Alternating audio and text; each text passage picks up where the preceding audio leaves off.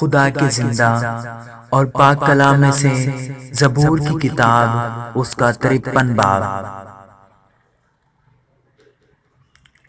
احمق نے اپنے دل میں کہا ہے کہ کوئی خدا نہیں، وہ بگڑ گئے، انہوں نے نفرت انگیز بدی کی، کوئی نیکوکار نہیں۔ خدا نے آسمان پر سے بنی آدم پر نگاہ کی تاکہ دیکھے کوئی دانش مند، کوئی خدا کا طالب ہے یا نہیں۔ وہ سب کے سب پھر گئے، وہ باہم نجس ہو گئے، کوئی نیکوکار نہیں، ایک بھی نہیں۔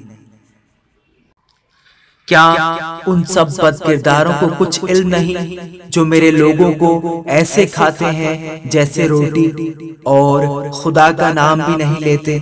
وہاں ان پر بڑا خوف چھا گیا، گو خوف کی کوئی بات نہ تھی، کیونکہ خدا نے ان کی ہڈیاں جو تیرے خلاف خیمہ زن تھے بکھیر دی۔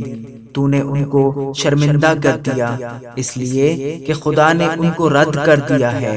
کاش کہ اسرائیل کی نجات سیون میں سے ہوتی۔ جب خدا اپنے لوگوں کو اسیری سے لوٹا لائے گا تو یعقوب خوش اور اسرائیل شادمان ہوگا۔ آمین۔